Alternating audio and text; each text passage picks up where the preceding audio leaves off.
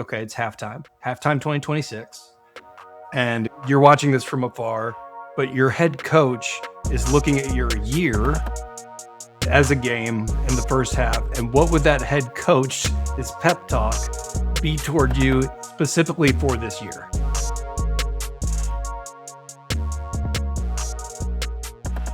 It's the middle of the year.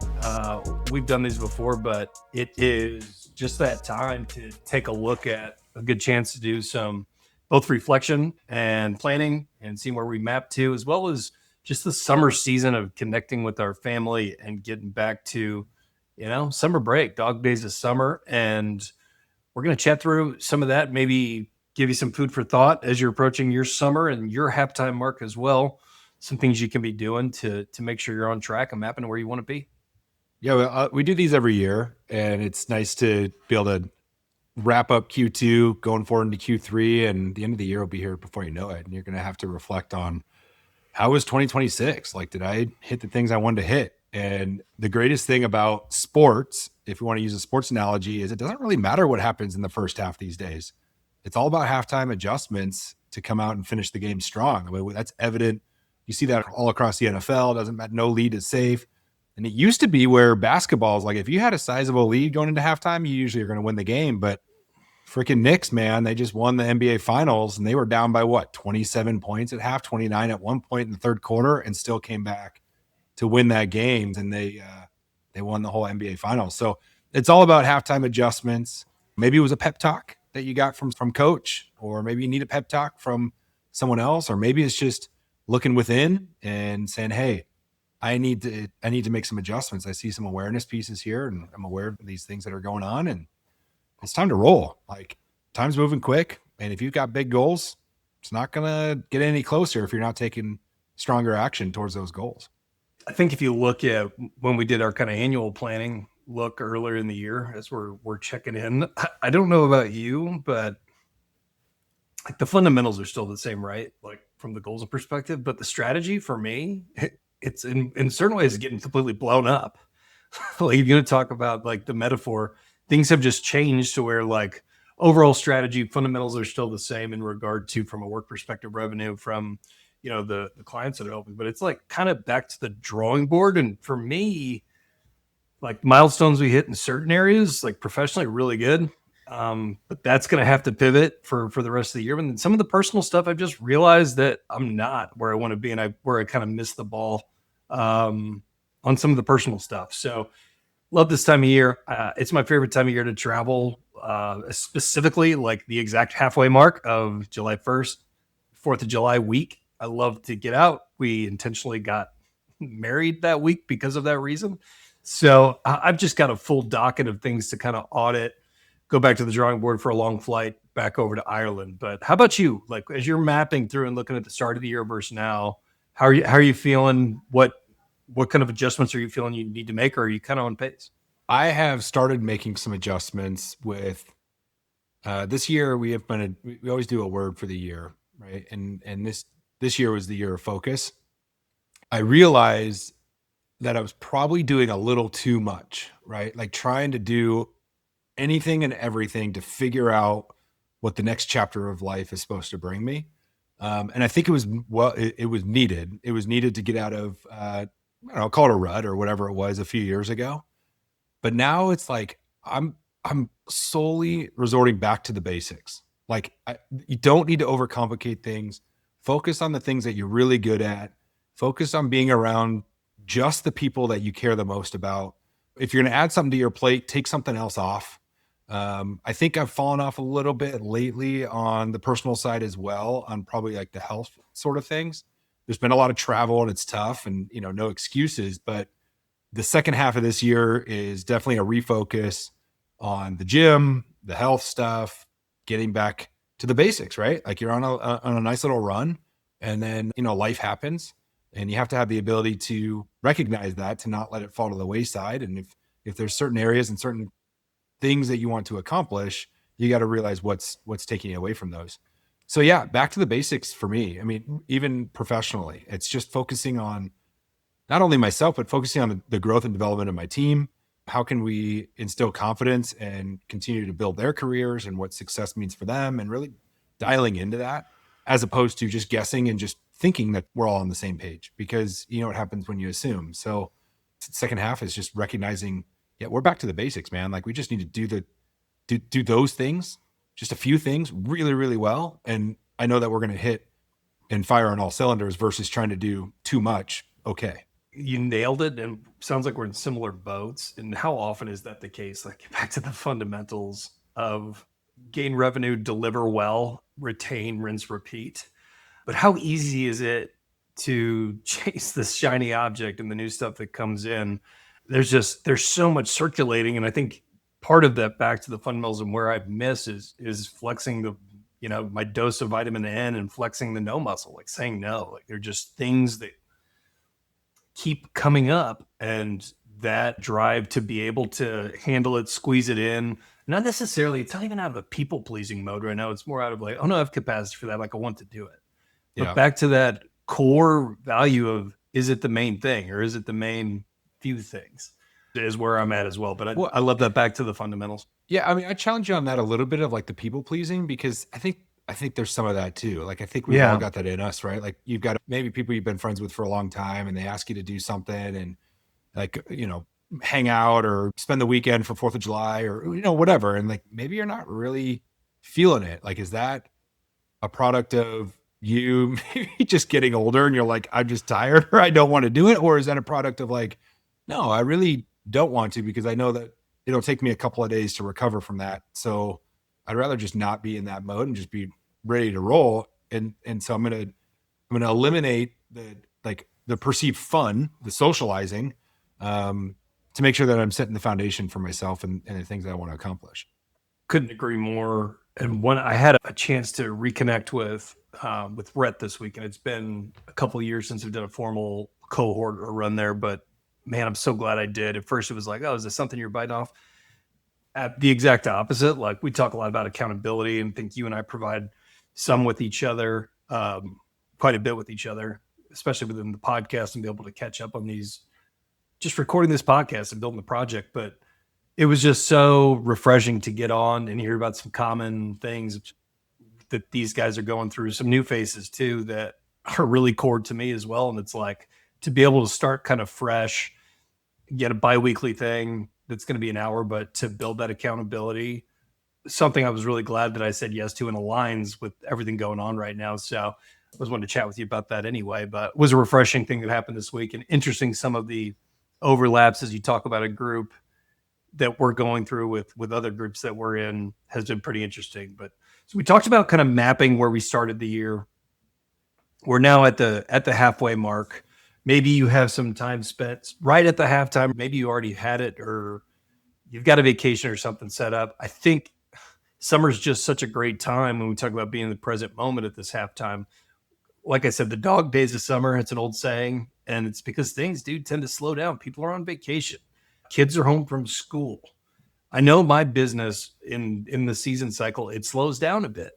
That allows for, like we talk about in the holiday season, a chance to really reflect and plan. And so I guess I'm curious, twofold: the connection and time with family and a true reset, reflection, but being present with those relationships, evaluating where those at the half year, as well as you still have half a year left. If you feel like you're behind, gosh, just like a sports game, there is plenty of time to get things back in action and to gain that momentum to close out the year strong. There just simply is a half year left. Yeah, there's so much time. And it's funny because, you're on the second half and you're like, oh man, I'm running out of time. I'm running out of time. I've only got, it seems like the first half went by fast, but 6 months is plenty of time.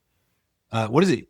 Elon, I think he said like, take your 10-year goals and focus on accomplishing it in 6 months or something, right? Like, so if you haven't done anything this year, just compress it to the next 6 months. I mean, easier said than done, but like whatever your annual goals are, if you haven't even started them, or, revisit those, because I guarantee you'll get on the path. You'll probably accomplish them before the end of the year. And you'll start building the habit and the identity shift. Like I know for me, like some of the things that I wanted to accomplish, I haven't Yeah, they're kind of like ongoing accomplishments. There's no end to them. It's just like developing the identity shift around that.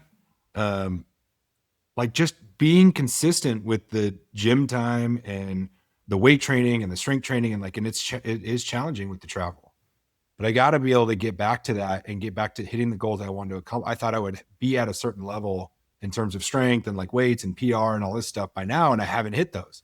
But I also am reflective enough and aware enough that I really haven't. Have I really been working that hard towards them, or have I just been kind of going through the motions, thinking that it'll just happen? And that's a really good visual and a really good analogy of like anything in life. Like, have you really been like, are you busy work, or are you actually putting in really dedicated, focused effort into this thing to accomplish the things that you want to do? And if you haven't, now's the time to make that switch and then moving on to the next level. I think with the family time, and we just got back from Lake Powell, beautiful lake. I love going there. We haven't been there in 3 years. The water's down quite a bit, but plenty of water to have some fun. And it was really cool driving the boats around, jet skis around, just kind of like navigating the water and being back in that element. That's a total unplug. Shout out to Scott bringing the Starlink, because people wanted to watch the World Cup while we were out there, which that thing, like, internet's fast, man, right? So I logged in a couple times just to check some things out, but it was pretty much unplugged. And talk about family time and just really enjoying each other and having a great time. But that was just an exhausting, it's not an easy trip. Like, you're not relaxing too much when you're camping and boating and laking and all that stuff. So no excuses, but I'm glad to be back and kind of get into the normal routine that we have. Kim and I are going to have a staycation weekend coming up here. It's just us to be able to connect, spending some time with the kids over the next 6 weeks before they go back to school, and just really dedicating that time. Because you're right, summer is a little bit slower. It's a little bit slower for us and our business as well. And so while we have some of the time, reconnecting with the people that we love the most is going to really set the tone for the rest of the year. Because if you don't want to do it for yourself, do it for them, is my mindset on a lot of different areas of my life. Yeah. How much will we do for other people and not let them down, as opposed to us? Back to the people pleasing, being of service mindset. That's a great point to bring up. As we were prepping for this one, I was thinking about a little twist on, I love Scott Williamson's take on things that you're looking to change in your life. If your life is a movie and you could put yourself in the third person and watch an audience watching your life as a movie and they're watching it unfold, what would the audience just be screaming at you to change or do or not do or let go of? Like, what is the thing that they'd be like, you silly human, do this? Because we're so good at watching other people's life. And that exercise has proven very helpful for me. You go micro or macro. But in this instance, I thought we could put a twist on it and be like, okay, it's halftime 2026. And again, third party, you're watching this from afar, but your head coach is looking at your year as a game in the first half. And what would that head coach, his pep talk, be toward you specifically for this year? And it's kind of like the same exercise of, it just removes you from me, and back to the meditation and zooming out, looking at things from a neutral third party can kind of reframe some things for you. And I think the answers come up pretty quick when I go through it. Do you know who Daniel Burke is? He's got a lot of followers, puts a lot of content out on LinkedIn. He hosts Sam Parr's MoneyWise podcast. Oh, okay. So he hosts that podcast now. But he used to work for Beehive, the newsletter platform. Mm-hmm. He was like one of their top salespeople, one of their first hires or whatever. And he was everywhere on LinkedIn. And then he left Beehive to now become full-time hosting at MoneyWise and doing some other things. Anyway, he just reposted this one thing about Claude. And he asked Claude, what is one thing about humanity that you know about us that we don't even know about ourselves? It was a really interesting take, because Claude goes, well, I don't study humans in that sense. I don't have data and time and mapping it and all this stuff. But what I have is I've got millions of people pumping in all of their stories, their life, their information, their questions, their struggles, and all sorts of stuff. And obviously Claude was more articulate in how he was spitting out the information than I'm explaining it right now. But basically what he was saying is that most people think that their problems are only their problems. And they think it's solitary, and versus understanding that there are so many people that are going through the exact same thing that you're going through, and they're having this exact same issues that you're having, and that there's a solution for almost anything. It's just we often think that we're logical creatures who act on emotion when we're very much emotional creatures acting on logic, meaning we are already made up our mind about something and how well we're doing or how bad we're doing.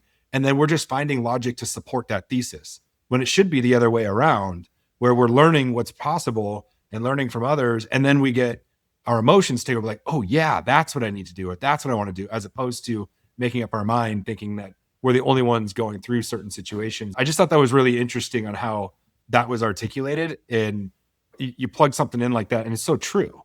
What is it where you write down the one problem that you have, put it in a circle with a room, everyone writes down their one problem, and I guarantee you're going to want yours back after hearing someone else's big issue or whatever. Yeah. So think about that like at halftime. Like I've got all these issues, like first half didn't work the way it did, or maybe it did work really well. So to play devil's advocate, are you going to let off the gas? And the answer should be no. But maybe it didn't work really well. I guarantee you that's not as bad of a problem as the other person's. And either way, all of those problems, if you put forth the effort to fixing them or resolving them or getting better or getting back on the path, ask for help.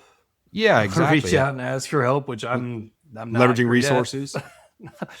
Do as we say, not as we do, but sometimes that's trying so to get better common. as well. I do that all the time. Like, why don't I just do the things that I like tell people, like, this is probably a good idea? Because we're two talking heads on the internet. Yeah, because we try to go against the norm or be too risky, thinking it's going to pay off in the end, when really the boring stuff is what matters the most. In this day and age, what's very clear is you can't lone wolf it, like pretty much anything. You can from a creation, putting things into action and leading by example, whether it's business or projects, things that you need to get done. It's never a solo game, and you didn't get there alone anyway. So the collaboration and connection, I think, is something that's just really coming up for me, especially this summer too. And from a season's perspective, we're in Arizona and it doesn't apply, but I know my friends that are back home and live in other states, like they're just able to connect with each other more in the summer. And there's a reason that combined with the weather and getting your circadian rhythm, like getting sunlight and being outside, that there's seasonal aspects that are a part of human nature. Part of that is the connection. So leaning into that, I think, is super important as well, because by the time summer closes, we all know how tight that window is between end of summer and Halloween. And then then time really does become a major, then the major distractions and obligations really pick up. Yeah. Well, I know I needed this conversation. It's been things I've been thinking about, top of mind, and haven't quite put into action just yet. But when you brought up this topic, hey, let's do our halftime episode again. Like, it's like, yeah, I just needed this talk in real time. Me talking out loud right now is going to jumpstart what I need to accomplish going into July, August, and September to get ready for the holidays and prepare for what the rest of the year is going to look like, to be able to hit what I want to hit. So for the listeners, take the time to reflect on the goals that you had for this year, whether you wrote them down or not, or the things that you want to accomplish, whether you wrote them down or not, or maybe you're just not quite where you're at, or you're not quite in the best spot. You're not as happy as you think you should be, or maybe you're extremely happy and life is so good. Jot all of those things down, become aware of your current situation and what do you need to do to either maintain it, grow it, or improve it by the end of the year, and put some metrics behind it. Track it, maybe find an accountability partner. Phil and I are always here to be a resource. Reach out to us anytime you need. But I think that was a good episode, man. I think this is going to air right before the 4th of July. So happy Independence Day, and go create some fireworks of your own. We'll be back at you next week. Cheers.